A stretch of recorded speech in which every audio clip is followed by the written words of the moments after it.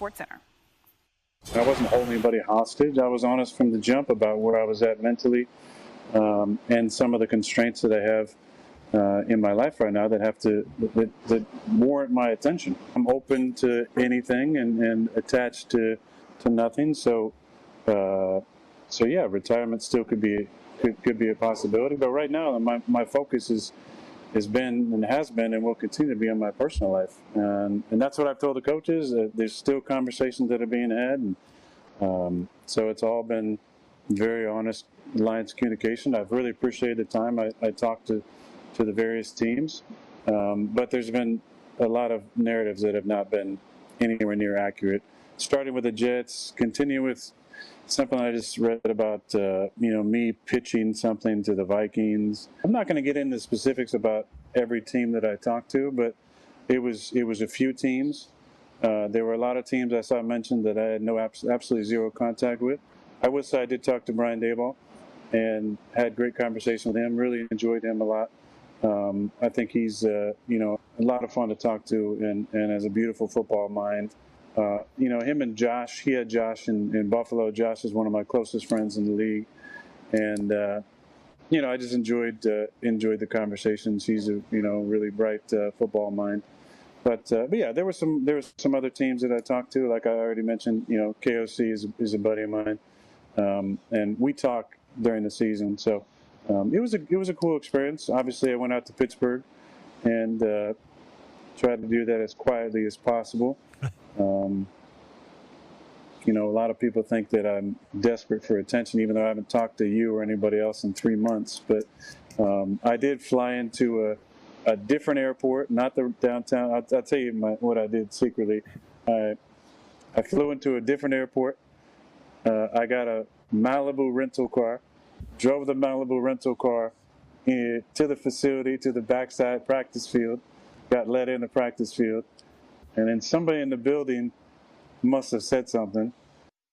You can run, but you cannot hide. A lot to unpack here. Let's bring in NFL analyst Jason McCourty. Your thoughts on what Aaron Rodgers just had to say. Lucky for him, when I go on vacation or I do something, I have to rent a minivan just to fit all my kids. He got to get in a Malibu. So shout out to him. But the lead going up to this, McAfee announces that Aaron Rodgers is going to come on the show. Everybody's excited. We're getting ready to lower third that Rodgers is going to join the Pittsburgh Steelers. You watch the entire interview. You still get nothing when it comes to the future of Aaron Rodgers. If you're a Pittsburgh Steeler fan, you're absolutely upset after listening to that, hearing that he doesn't have a timetable. There's personal things going on, a lot of things going on that have nothing to do with football. So as much as we love Aaron Rodgers, the quarterback, if your teams, he said, hey, he's told them, if you need to move on, move on. The issue is for the Pittsburgh Steelers, move on to who or to what, and that's why they're waiting. He basically just said everything that we already know, but he just came from his mouth. We don't know that he wants to play football, Exactly. So it's so hard to wait on him. Could retire, could do anything. Okay, so one thing that was interesting is Rodgers also spoke about his meeting with the Jets and the new head coach, Aaron Glenn.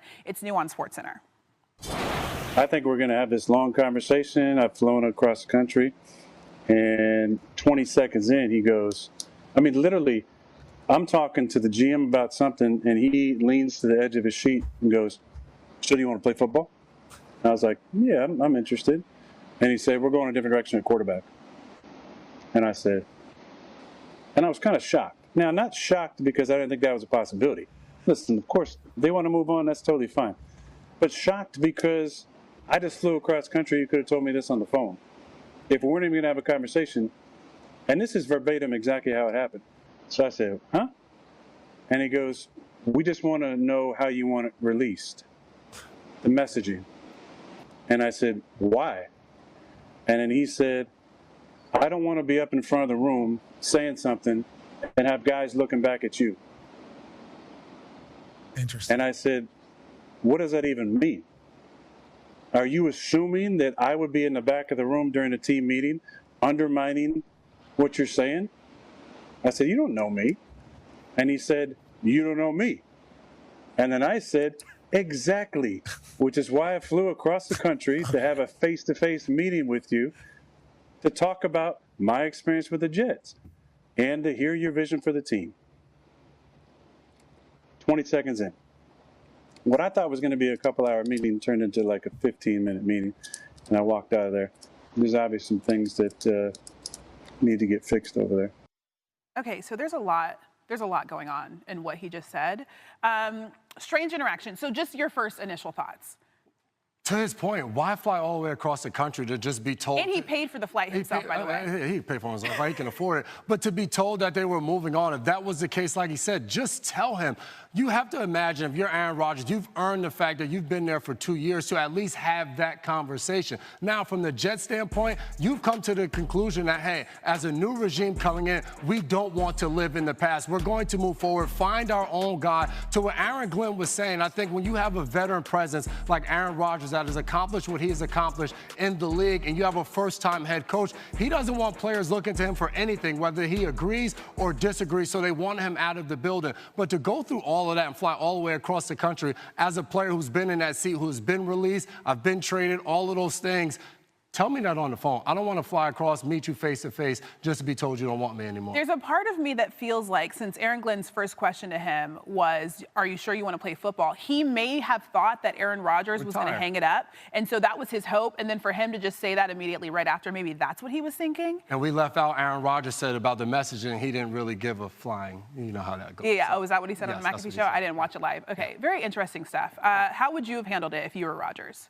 I would have wanted to have a phone. I would have wanted a phone call in advance so I know not to get on that flight. And at that point, I would have let it be known of how I felt in that moment. I feel like sometimes as players, we don't always get our moment to share what we truly feel on our hearts because of the fear of being released, being traded, or not being in the National Football League. Aaron Rodgers has the luxury that he doesn't have to care, so I would have given him a piece of my mind in that moment. Yeah. All right. I'm sure he probably did. He just didn't mention that. All right, Shay, what do we got coming up?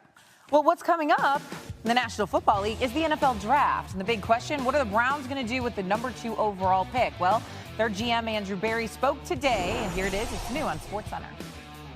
What he would attempt to do has not, been really done in our league. But we wouldn't necessarily put a cap or a governor in terms of like what he could do. It's a little bit like Ohtani, right? Where when he's playing one side, he's an outstanding player. If he's a pitcher, he's a hitter, he's an outstanding player. You obviously get a unicorn if you use them both ways. We're still working through everything. We have not made a hard decision in terms of how we're going to utilize the number 2 pick. We wouldn't consider signing Joe as having any real impact in terms of how we would view taking a quarterback in the draft. It's about breeding competition and. Whatever that room looks like as we go into the spring, and then probably most importantly, training camp, all those individuals will have a chance to compete to be the starter. All right, back with Jason McCourty now here. We just heard Aaron Berry compare Travis Hunter to Shohei Ohtani. Yeah.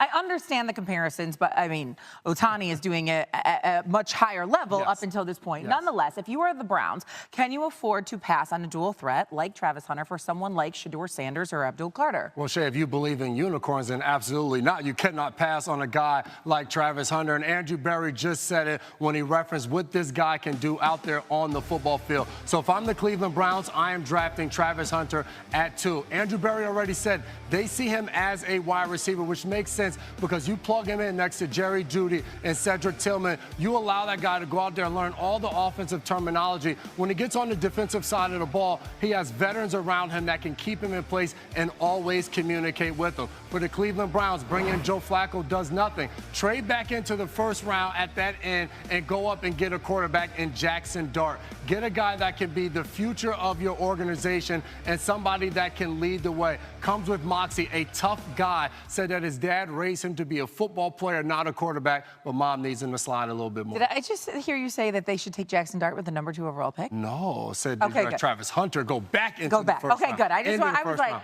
you don't really. You're going to walk off set. I'm not that crazy. I was about to leave. I was like, I misheard that. I'm glad you clarified.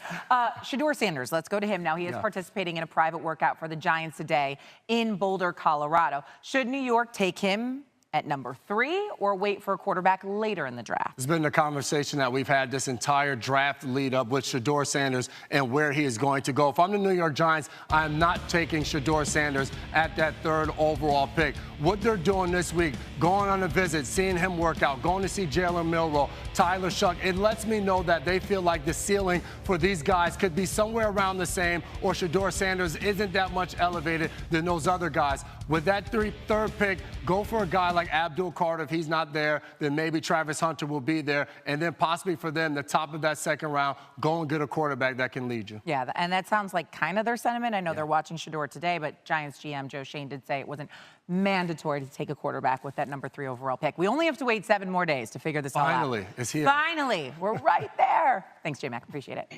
Đấy, hôm đấy bà cho tiền vào số điện thoại ngay trước mặt kia mà lại còn tắt chuông nữa, đây có cả cho 2 cuộc. Chào tất cả mọi người đã quay trở lại với kênh của mình. Ngày hôm nay mình sẽ tiếp tục hướng dẫn các bạn làm vòng. Vòng hôm nay của mình sẽ có tiêu đề là màu nước biển.